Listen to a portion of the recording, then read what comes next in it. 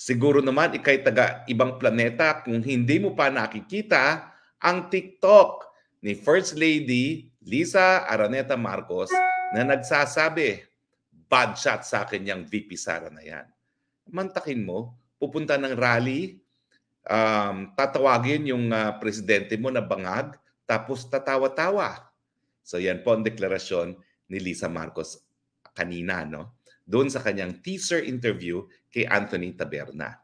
So ano ba ito? Ito ba talaga'y declaration of war? Well, syempre po, declaration of war na yan. Bad shot siya sa akin. Okay?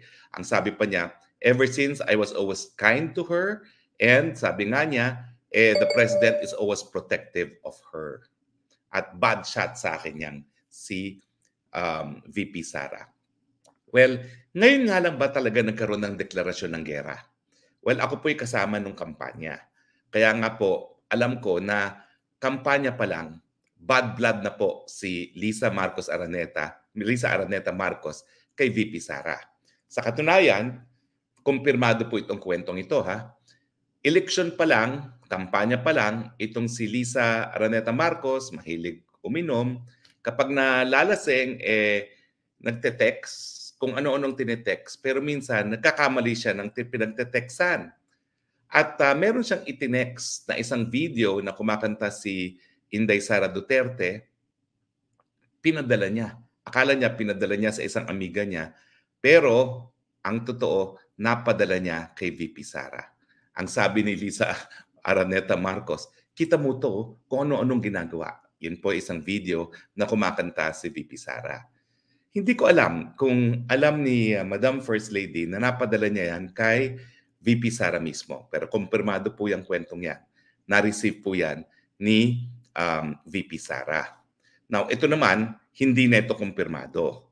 Kaya naman pala, may mga kasunduan gaya ng mga appointments na dapat gagawin ni VP Sara. Hindi po ito kumpirmado, ha? Pero narinig ko lang na hindi na pinatuloy ni VP Sara. Kasi nga, nakita niya na bad blood pala sa kanya yung First Lady.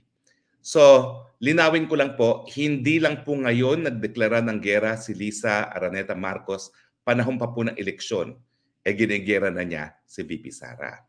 Kung tatanungin niyo ako, dahil ako naman po again, kasama nung kampanya, meron pong elemento yan ng selos. Unang-una, tanggapin po natin. Saksakan naman ang ganda ni VP Sara kumpara kay First Lady, no? Tapos, ang problema dito kay PBBM, touchy-touchy, mahilig mag-touch-touch.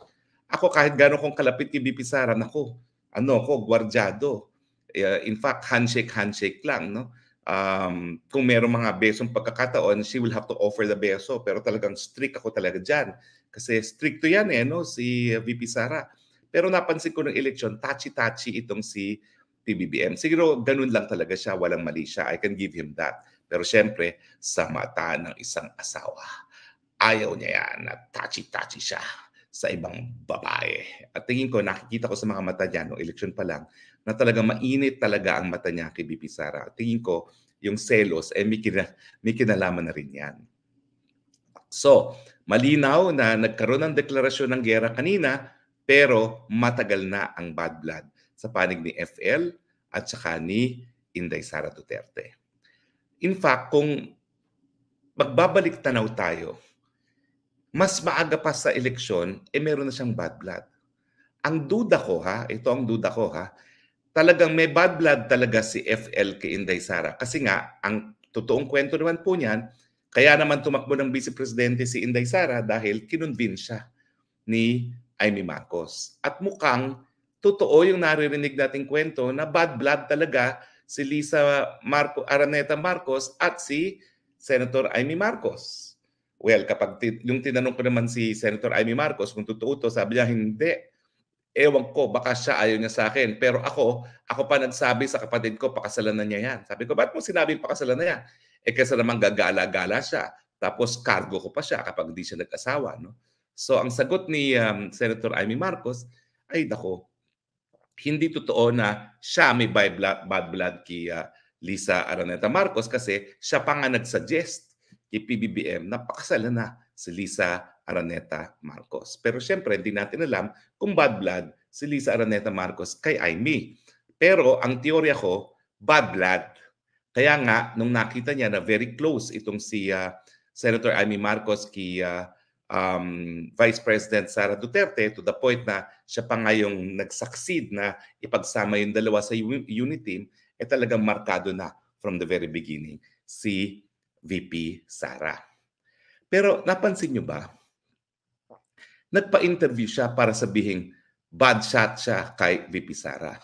Ang tanong, ano naman ngayon? Sino ka ba? Di ba? Ikaw ay asawa ng presidente. Wala ka namang mandato galing sa taong bayan. Bakit kinakailangang suyuin ka ng pangalawang pinakamataas na opisyalis ng bayan na mas mataas pa nga ang mandato na binigay ng taong bayan sa kanya kung ikukumpira sa presidente? Bad shot siya kay VP Sara. Ano ngayon? Hindi ba totoo na si VP Sara pa ang nagbigay para siya ay maging, parang kanyang esposo ay maging presidente? Lahat ng survey ng mga panahon na yon nagpapakita na kung tumakbo si VP Sara as presidente, runaway winner siya.